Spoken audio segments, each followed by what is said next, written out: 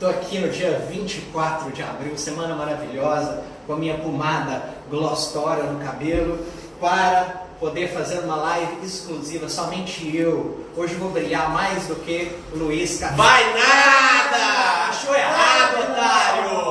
Esbala! Daqui a pouco ele tá aqui atrapalhar. Dom Paulito, essa revolta! Vaza daqui esses dois! Daqui a pouco eles voltam. Mas agora, gente, essa semana é uma semana assim cabulosa. É a semana do dia 21 de abril. E eu pergunto para você que está aí me assistindo agora, o que foi que aconteceu no dia 21 de abril? É feriado. É feriado. Inclusive foi por isso que não teve live de história e de geografia na terça, né? Acordei na terça-feira achando que ia fazer live, mas a nossa live foi transferida para hoje porque terça-feira foi um feriado. E por que é o feriado no dia 21 de abril? Porque dia 21 de abril é o dia da fundação de Roma, em 753 a.C. É a data que os italianos comemoram como feriado em Roma. Tá? Existe um feriado para comemorar a data da fundação da cidade, embora não seja 100% comprovado. Né? Lembre-se que a origem de Roma é uma origem mítica, tá? Mas dia 21 de abril é o dia da comemoração do nascimento de Roma e de vários outros acontecimentos trágicos. Eu estou falando assim, sério e brincando ao mesmo tempo, né, gente? É claro que o feriado aqui pra gente é por causa da morte do Tiradentes, mas além da morte do Tiradentes, nós vamos listar rapidamente nessa live 10 fatos trágicos, 10 coisas horrorosas que aconteceram no dia 21 de abril. Começando com o nascimento de Roma, não é verdade? Porque eu não tenho nada contra Roma, mas você sabe que a cidade de Roma ela é fundada a partir de uma briga entre dois irmãos, não é? Remo e Rômulo. Remo foi assassinado pelo seu irmão Rômulo e ele se torna então o primeiro rei de Roma. Não sei se essas lendas, né, dos irmãos Mamá na Loba, você já deve ter ouvido falar disso, não sei se é necessariamente verdade, mas o fato é que historicamente o primeiro rei de Roma foi Rômulo e o dia 21 de abril é usado então como aniversário. Passando para outro acontecimento, dia 21 de abril, o massacre de Lisboa, no ano de 1506, que tem tudo a ver com o que nós estamos estudando nas nossas aulas regulares, né, o período medieval. Embora 1506 já faça parte do período moderno, mas é um fato que está ligado a todo aquele contexto, a toda aquela mentalidade medieval, tá? O massacre de Lisboa, que aconteceu na Páscoa de 1506. Se você nunca ouviu falar desse evento, nós estudaremos mais adiante, tá? Mas foi um evento aí que perdurou por 3 dias, sendo finalizado no dia 21 de abril, quando aproximadamente 4.000 pessoas foram executadas em Lisboa pela própria população. O que acontece, gente? Eles estavam numa catedral em Lisboa, população portuguesa, né? População de Lisboa, e alguém ali extremamente religioso viu um sinal dentro da igreja, viu uma luz brilhar e falou: ali está o rosto de Cristo sendo resplandecido. E um cristão novo, se você não sabe o que é um cristão novo, é um judeu que se converteu ao cristianismo, tá? Um cristão novo falou: não, gente, que rosto de Cristo, nada, isso aí é o reflexo da luz que está batendo ali naquela bacia de prata. E aí, gente, o cara foi tido como herege. E você já sabe o que as pessoas costumavam fazer com pessoas hereges, né? Com pessoas que profanavam a fé. Começaram a acusar não apenas este cidadão, mas o grupo do qual ele fazia parte originalmente, ou seja, judeus, tá? Os portugueses, a população de Lisboa de forma geral, começou a acusar os judeus por um grande período de seca prolongada que passava por Lisboa naquele período, sendo assim um verdadeiro massacre que resultou na morte de aproximadamente 3 a 4 mil, as fontes variam, tá? De judeus em 1506. Mais um fato mortal e sangrento do dia 21 de abril. E não para por aí. Dia 21 de abril, outra coisa que não envolveu morte a princípio, mas envolve morte, envolve tragédia. 21 de abril de 21 de abril de 1509. É a data em que o Henrique VIII sobe ao trono na Inglaterra. Nós não estudamos Henrique VIII ainda, mas está próximo. Henrique VIII é aquele que se casou algumas 10.000 vezes, né? E que inclusive assassinou algumas de suas esposas, como a Ana Bolena, por exemplo. Tá? Mas o Henrique VIII é muito lembrado por ter sido o realizador da reforma anglicana, a partir do ato de supremacia em 1534, Henrique VIII dá origem à religião anglicana. Ele também é pai da Elizabeth I, né? A última rainha da dinastia Tudor, aquela que vai anteceder os Stuarts, responsáveis pela Revolução Inglesa. Todos esses assuntos serão estudados em aulas próximas, ok? E aí chegamos em mais um acontecimento no dia 21 de abril, dessa vez no ano de 1792. Esse aí eu aposto que você sabe qual é, né? 21 de abril de 1792. Joaquim José da Silva Xavier, membro da Inconfidência Mineira, é executado no Rio de Janeiro, tá? E aí o movimento de Inconfidência Mineira estava completamente derrubado. Embora o Tiradentes, né, como você já sabe, não era o líder da Inconfidência Mineira, isso é uma grande falácia, tá? Mas importante falar do Tiradentes, já que estamos falando do dia 21 de abril, não podemos deixar de mencionar, é o único feriado da história brasileira dedicado a um homem, a uma pessoa, tá? O único herói nacional, o único vamos dizer assim, pai fundador do Brasil, que tem um dia só para ele, é o Tiradentes. Nós temos vários feriados históricos, entretanto, para uma pessoa é somente o Tiradentes, executado em 21 de abril pela coroa portuguesa, né, por ter traído a coroa portuguesa. E as partes do seu corpo foram espalhadas pela estrada real do Rio de Janeiro até Vila Rica, né, atual Ouro Preto. Mas passando adiante, que esse fato, eu sei que você já sabia, né? Feriado, todo mundo sabe, mas tem mais um fato. No dia 21 de abril de 1898, é o momento inicial da Guerra Hispano-Americana, final do século XIX, 1898, tá? Guerra Hispano-Americana é a guerra que vai resultar no início da política do Big Stick. Isso aí são assuntos tão mais distantes, eu vou até passar por eles mais rápido, mas é importante que você saiba que é a partir dessa guerra hispano-americana que os Estados Unidos inicia uma política agressiva de exploração à América Latina, tá certo? Principalmente sobre a ilha de Cuba. Depois dessa guerra hispano-americana, os Estados Unidos começam a ter direitos de usufruir de certos recursos em Cuba, inclusive de construir uma base militar, né? Talvez você já tenha ouvido falar da famosa base de Guantánamo, tá? Vamos passar para mais um acontecimento, gente. 21 de abril de 1918. O que estava acontecendo em 1918? Você sabe o que estava acontecendo em 1918. De 1914 a 1918. O que estava acontecendo?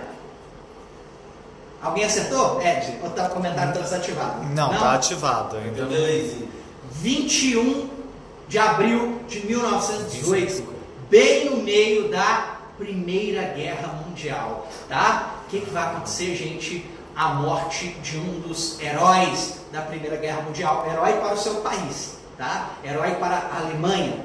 O famoso piloto Barão Vermelho. E eu não estou falando da banda do qual o Cazuza faz parte. Você nunca ouviu falar do Barão Vermelho? Era um grande piloto, tá? Que venceu inúmeras batalhas aéreas e morreu em combate. Tá? No finalzinho da guerra ele teve essa morte trágica em 21 de abril. Mais um fato trágico, do dia 21 de abril, trágico e assustador ao mesmo tempo, dessa vez no ano de 1934. Gente, a famosa foto do monstro do Lago Ness foi apresentada ao mundo. Olha que dia sensacional, que dia maravilhoso, até os monstros resolvem aparecer. Na verdade, a foto ela foi tirada, procura no Google, depois que não dá tempo de eu te mostrar agora, mas a foto foi tirada por um cirurgião e apareceu uma criatura que supostamente é um monstro do Lago Ness. Essa foto foi tirada alguns dias antes, mas ela só foi revelada ao mundo, só foi publicada pela imprensa em 21 de abril. Tem alguma coisa esquisita com esse dia, gente. Estou falando com vocês, tá? Sexta-feira 13 é pros fracos, aí. O negócio é 21 de abril.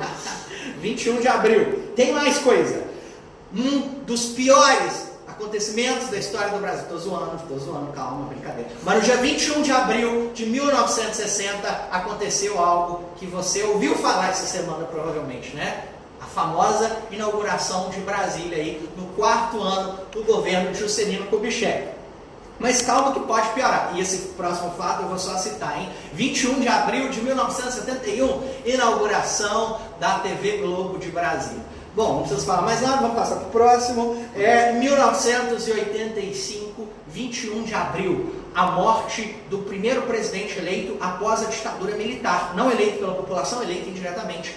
Tancredo Neves morreu em 21 de abril também, gente. E na época que o Tancredo Neves morreu, o Tiradentes já era considerado herói nacional, né? O que contribuiu para causar uma grande comoção nacional, uma verdadeira euforia fúnebre pela sua morte. Tá? Houveram multidões e multidões de pessoas lamentando, chorando e frequentando ali o velório do Tancredo Neves, tá? Então ele morre também no dia 21 de abril, depois de passar por inúmeras cirurgias, né? Uma morte terrível, tá?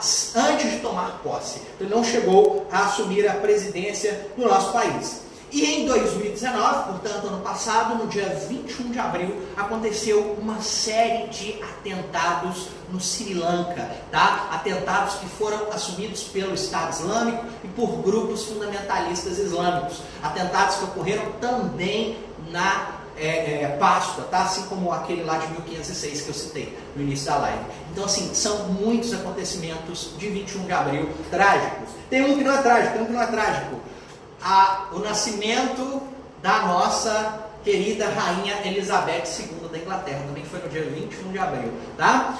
Eu espero que vocês tenham gostado, assim, de saber dessas coisas trágicas, né, gente? E se dia 21 de abril foi assim, imagina o que virá dia 22 de abril.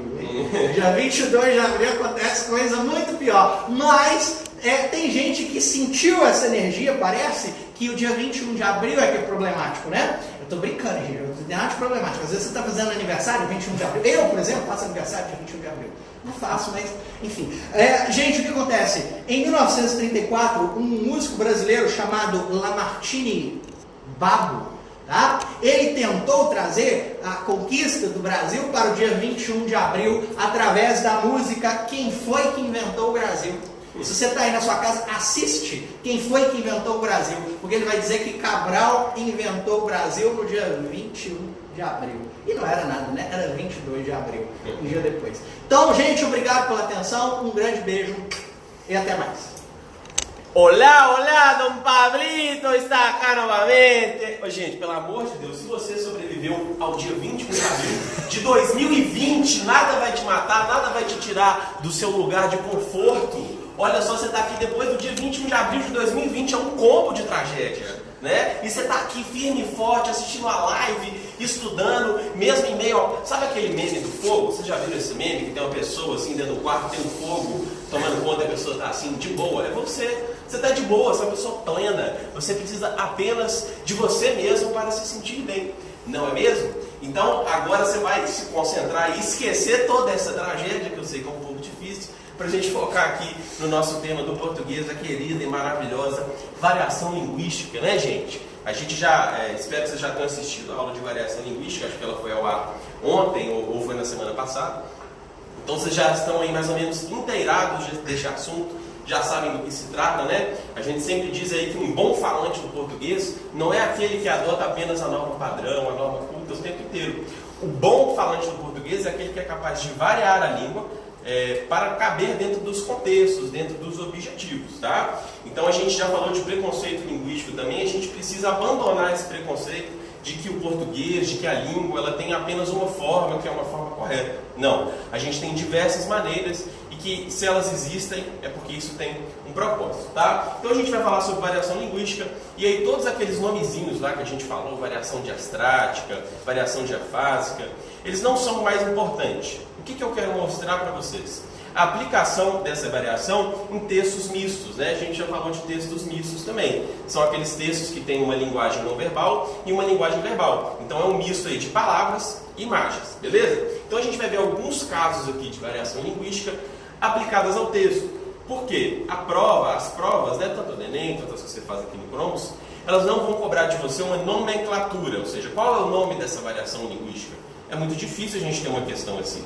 O que é o mais comum? Questões de interpretação que levam em consideração a variação linguística. Então, por que se obteve, por que se adotou determinada variante em determinado contexto? Qual é o efeito de sentido daquela variação? De repente a variação linguística é o que vai dar o caráter de humor ao texto? Mas vamos ver como que isso se aplica aqui melhor nos nossos textos. Primeiro, Caos Mineiro. Vocês já devem ter visto esse texto. Se quiser chegar mais perto aqui a câmera para a gente ver o texto, vocês vão ver que provavelmente alguém que não é de Minas Gerais teria dificuldade de entender esse texto. Você, como é um bom falante do mineirês, vai entender. Olha só. Caos Mineiro. Aí a gente vê que a imagem aqui já também ajuda a gente a compreender esse texto, né? Então a imagem do caipira, do mineiro da roça, com sua palha ali na boca, cortando com a faquinha na mão, camisa xadrez, chapéu, todo o estilo do caipira, né? Mas vamos lá ler o texto. Passado, era 7 de setembro. Tavio na cozinha, tomando uma pinco-mel e cozinhando um quilo de carne com esse tomate para fazer uma macarronada com galinha assada. Quase cai de susto quando vi um barulho e vem de dentro do forno, parecendo um tiro de guerra. A receita mandou pôr milho de pipoca dentro da galinha para assar. O forno esquentou, o milho estourou e o fiofó da galinha explodiu. Nossa Senhora! Fiquei bravo que nem um litro de leite, fiquei branco que nem um litro de leite. Foi um trem doido demais. Quase caí dentro da pilha. Fiquei sem saber, não convi, não botou e procovou. Ó, pra você ver que loucura, graças a Deus ninguém se machucou. Então, eu li aqui já fazendo a interpretação do texto, né? Normalmente, se ele tivesse um falante de outro lugar do Brasil, ele ia ter dificuldade de entender algumas coisas, sei lá, dentro do forno, né? A gente já lê com essa entonação correta, para que a gente possa entender o que está sendo dito, precisa que você saiba como que o mineirês se comporta, como que o mineirês se propaga dentro dos falantes, né? Então, o que a gente tem aqui? Um caso de variação regional, um caso de variação diatópica.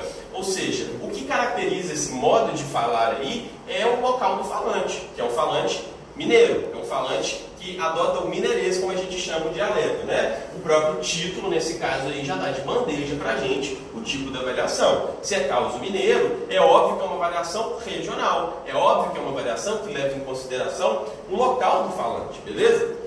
Agora, vamos ver outro exemplo. Olha só essa tirinha.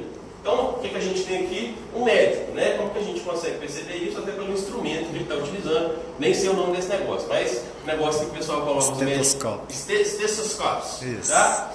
Então, olha só, o médico vira assim, diga A. E aí o menino fica parado. Vamos, diga A.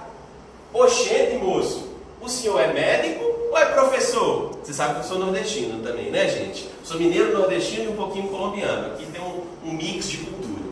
Mas olha só, o que está acontecendo aqui? A gente tem um ruído de comunicação. Ou seja, o médico está querendo que o paciente diga A para que ele possa ouvir ali a respiração, para ouvir os batimentos cardíacos, não sei, por algum motivo médico. E o paciente, a criança, ele não entende, né? Fala, uai, você está pedindo para eu falar, você é professor ou você é médico? Né? Quem pede para a gente falar alguma coisa desse tipo, normalmente é o professor.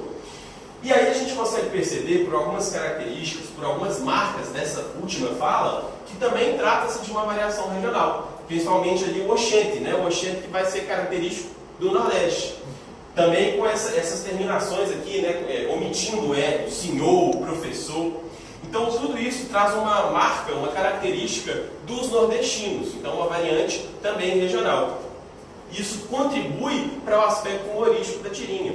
Por quê? A gente sempre tem aí a língua, né, a linguagem, ela não se dissocia do restante da sociedade, do restante dos padrões, dos preconceitos, dos achismos. Enfim, a língua ela está em constante simbiose com a sociedade. Então o que acontece? Nesse caso, o que acontece aqui é uma certa ignorância por parte do paciente, ele não entende ali um procedimento médico. E aí a gente percebe que o nordestino está sempre associado a um caráter humorístico, a uma certa ignorância. O nordestino sempre é colocado como um subpersonagem ali, né? Alguém que vem para trazer humor. A gente tem agora a novela lá, Amor de Mãe, na Globo, né? Que paralisou agora, mas estava sendo transmitida até então. Essa novela tem como principal personagem a Regina Casé, né? A personagem da atriz Regina Casé, que é uma nordestina. E ela é o quê? Uma empregada doméstica. Então ela é a protagonista, ela é a principal personagem, mas ela está associada com esse tipo de personagem que tem empregos de baixa renda, né? Pessoas sem escolaridade. Então é sempre reforçado, inclusive a partir da língua, esse caráter estereotipado do nordestino. Dificilmente você vai ver um personagem nordestino que é advogado, que é juiz, que é médico, ou coisa do tipo. Principalmente quando o olhar parte daqui do Sudeste, a gente tem essa mania, né, de querer trazer esse lado sempre do bem-humorado do nordestino, sempre trazendo um pouco da ignorância do nordestino, como se isso fosse um fator de humor. Claro que eu não estou dizendo que a tirinha a gente tem que jogar ela fora, não. Eu só estou atentando para outros aspectos da variação linguística que também são importantes, beleza? Então o que a gente tem ali com aquele aluno também é um caso de variação diatópica ou variação regional. Agora vamos olhar para esse exemplo aqui que é muito bom.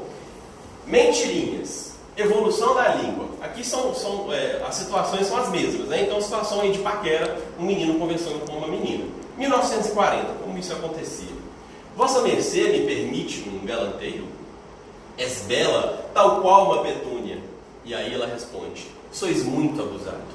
Então, ela dá um passo para trás ali, a gente vê uma linguagem super rebuscada, né? 1980. Posso te falar uma coisa? Acho você linda.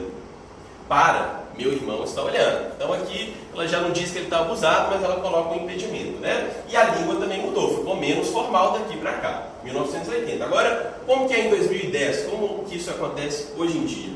Se liga, mina, tu é a piriguete mais cachorra da balada. Demorou. Vamos sapecar. Ô Edson, corta isso aí, tá? Isso aqui está muito ofensivo. Não é possível que os jovens de hoje em dia falam assim. Não acredito! Mas o que muda aqui, gente? O que está mudando de uma fala para outra? Os personagens são basicamente os mesmos, é um menino e uma menina. O que muda é o tempo. Então, de 1940 para 1980 para 2010. Então, o que a gente percebe aqui? Que a variação do tempo, que quando o tempo vai passando, a língua também vai se modificando. Claro que nesse caso ele mostra que outras coisas vão se modificando, ou seja, as próprias relações, a própria abertura que um namoro e que uma paquera tinha pouca abertura antigamente, né? As meninas sempre muito enclausuradas, hoje isso já abriu até demais, digamos assim. Então ele traz esse aspecto, mas ele também traz o aspecto da língua. Ou seja, aqui ele fala vossa mercê, em 1940. Em 2010 ele fala se liga mina. Então tem uma mudança muito transgressora da linguagem. Claro que aqui é um certo exagero. Em 1940, ninguém mais falava vossa mercê. Isso já tinha sido abolido. Mas o que tenta mostrar a tirinha é justamente que, em função do tempo, da passagem do tempo, a gente vai ter algumas transformações na língua. Beleza? Agora vamos para este outro exemplo aqui, muito cômico. Então, o que a gente tem aqui? Um cenário de praia, um surfista com a sua prancha e um senhor aqui de terno e gravata com a sua prancha. E ele diz o seguinte: veja que belos movimentos elípticos fazem essas ondas, meu caro amigo.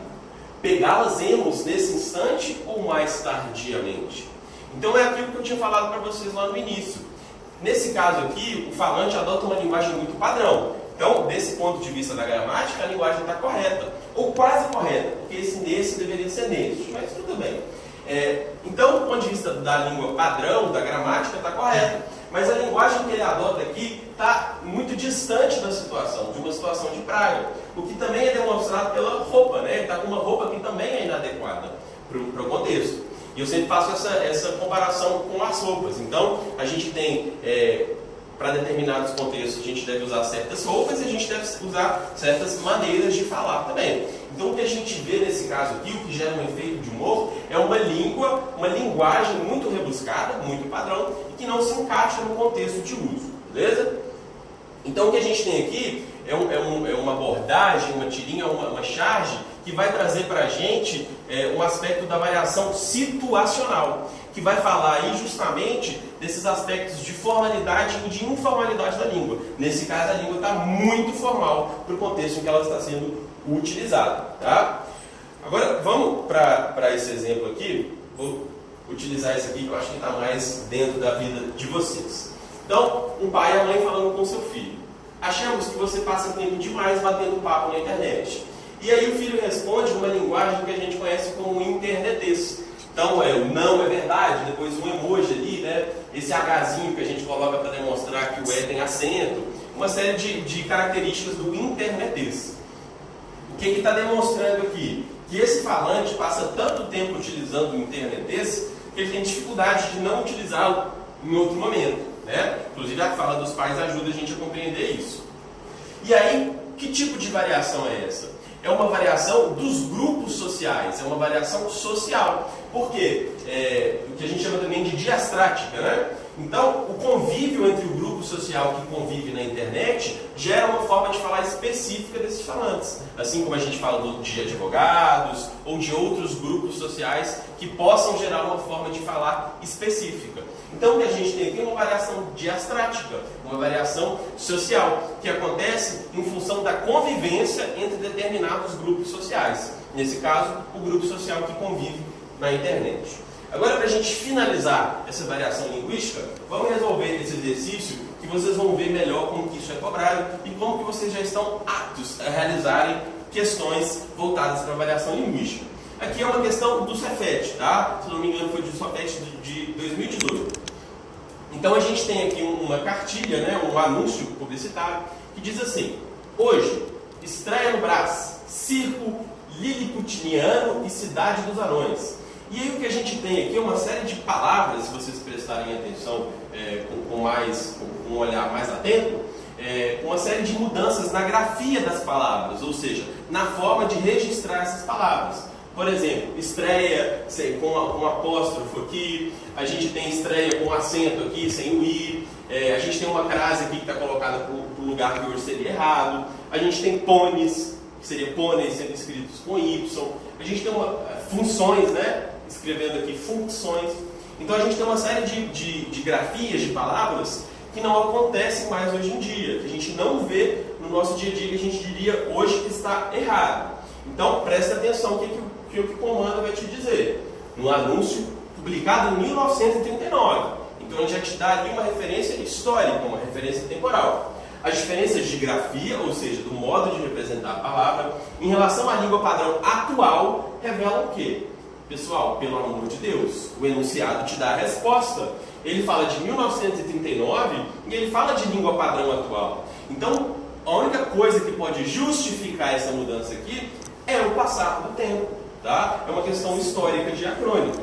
Então, no anúncio, as diferenças de grafia em relação à língua padrão atual revelam o quê? Letra A, as convenções da escrita variam no tempo. Então, a letra A, que é a letra correta, justamente porque as convenções da escrita, a grafia das palavras vai se modificar ao longo do tempo.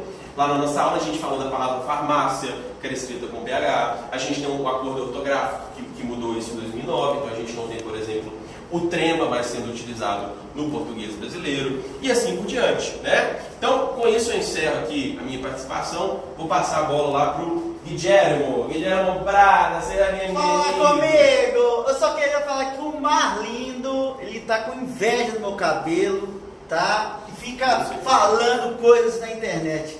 Pessoal, hoje eu vou andar menos. Ô Carlos, eles reclamaram que eu ando muito. E é verdade. Você já vai fazendo a live fazendo Ele exercício. caminha. Eu ando muito. Então eu vou ficar mais parado, tá? Falar que minha voz é chata do livro. Não, você vai superar isso. Pessoal, então vou falar aqui hoje de vulcanismos que aconteceram no dia 21 de abril. Mentira. Tá? Procura aí, Cássio, para ver se aconteceu alguma erupção de vulcão no dia 21 de abril. Se bobear, vai ter. Pessoal, hoje eu vou falar de vulcão, rapidamente aqui, tá? E a ideia da aula de hoje surgiu graças a esse meme daqui. Vocês lembram desse meme aqui, ó? Que tá rodando na internet. Apareceu na semana passada, se não me engano. Todo ano ele aparece, né? O pessoal falando, por que não coloca cimento no vulcão para resolver os problemas? Aí a partir disso eu falei, vamos fazer uma live, trazer esse tema para a gente discutir. É possível? Será que é possível? Você acha que a espécie humana já fez isso alguma vez na vida? Olha só que interessante. Já fez sim. Olha a reportagem no dia 28 de março de 2007. Geólogos usam concreto para tentar frear a lama de vulcão. Então, pessoal, não duvide da capacidade da espécie humana. Isso já foi tentado. Será que deu certo? Daqui a pouco eu falo. Então, para começar, o que é um vulcão? Vulcão é toda a estrutura geológica que permite o extravasamento do magma. Então, qualquer área da Terra que sai magma, a gente vai chamar de vulcão. Beleza? Nem todos os vulcões têm esse formato de cone. Tem vulcões, principalmente no Havaí, são apenas buracos que saem lava ou magma. Daqui a pouco a gente vai falar disso. Ok? E o que sai dentro do vulcão? Magma, tá? Que vai ser a parte líquida. O que é magma? Magma é a rocha que é fundida. Ou seja, é a rocha que passa do estado sólido para líquido. Beleza? Mas também vai sair algo sólido do vulcão, como rochas. Então, olha só, é possível chover granito? Né? A gente escuta aí o pessoal falando às vezes errado. Ah, granito! Está chovendo granito. Então, se você estiver perto de uma erupção de vulcão, é possível cair um granito na sua cabeça. Tá? Mas quando estiver caindo água do céu, aí não. É só possível cair o quê? Granizo. Lembrando que granito é uma rocha metamórfica não, uma rocha magmática, que vem do magma, ok? Então, olha só que interessante. E de onde que vem o magma? O magma, ele vem do encontro de placas tectônicas. Então você vai ter uma placa tectônica afundando, essa parte da placa que é formada por rocha vai se fundir, e daí você vai ter o quê? O magma surgindo, beleza? Então o magma é normalmente encontrado em limites tectônicos. Por isso que aqui no Brasil a gente não tem, ok? Atividades vulcânicas. Vocês já escutaram falar de magma ou lava? O que é magma, o que é lava? Magma é a rocha fundida dentro do vulcão. Quando o magma sai do vulcão e chega na superfície da Terra, a gente vai chamar de lava. Tá? Então essa é a diferença. E qual é a temperatura? O que foi? Tem um aluno aqui que fez um comentário que eu achei pertinente. Qual que é o comentário? Ele mandou avisar para você que o vulcão, na verdade, é uma espinha do planeta Terra. E eu achei que a analogia faz super sentido. Faz sentido, faz sentido. Tá? Essa história assim, sabe? Exatamente. Né? O magma vai ser o quê? Aquela coisa que sai da espinha. Ó, qual é a temperatura de um magma? Pessoal, a temperatura de um magma varia de 700 até 1200 graus centígrados. Tá? Sabendo disso, então é possível você colocar cimento para impedir a saída do magma? A resposta é o quê? Não! Claro que não! Não é possível! Tá? Primeiro, se você colocar o cimento, o que vai acontecer quando o cimento entrar em contato com o magma? Ele vai derreter. Tá? E outra coisa, dependendo da magnitude do vulcão, o vulcão vai arrebentar o formato do vulcão. Assim, o magma vai arrebentar a estrutura do vulcão. Ok? Então, às vezes, não adianta. Daqui a pouco eu vou falar do Krakatoa, você vai ver que a ilha toda desapareceu. Mesmo que se tivesse cimento ali, não ia adiantar nada. Né? Estamos falando aqui do Anak Krakatoa, que aconteceu nesse período de pandemia, né? Você já está com medo e acontece isso.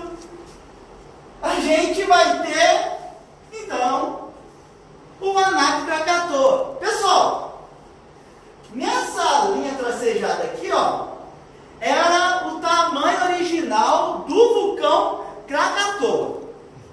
Então, quando ele entrou em erupção no dia 21 de abril, mentira, 21 de abril não, no dia 26 de agosto de 1883, né, essa ilha sumiu. Tá? Então, imagina, se tivesse cimento ali, ia resolver? Não. O que sobrou foi chamado de Anak Krakatoa, que é o filho do Krakatoa. Beleza? Mas para finalizar, e aqui no Brasil existem vulcões? Não, mas existem resquícios. O que sobrou? Inclusive, Poços de Caldas está dentro de um resquício de um vulcão. Vocês estão conseguindo perceber aqui, ó, um formato meio circular? Essa é a estrutura de um vulcão que existiu aqui no planeta Terra, principalmente aqui em Minas Gerais, né? Há 70 mil anos. Por isso que a água lá de Poços de Caldas, ela é quente, tá? Porque ainda a rocha está se resfriando por causa do vulcão que existia lá. Igual também Caldas Novas, né? Mesma situação. E aqui é só de cima, olha só. Poços de Caldas praticamente foi criado em cima de um vulcão extinto.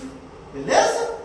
Então, é isso. Fizemos a live mais longa desse Cromos. 21 de abril de 1990 teve erupção. Cola aí! Conta pra aí! 21 de abril de 1990 teve erupção de um vulcão na região do Alasca. Mais um dado aí para 21 de abril. Mais uma desgraça de 21 de abril pra história. Alô, galera, hasta luego!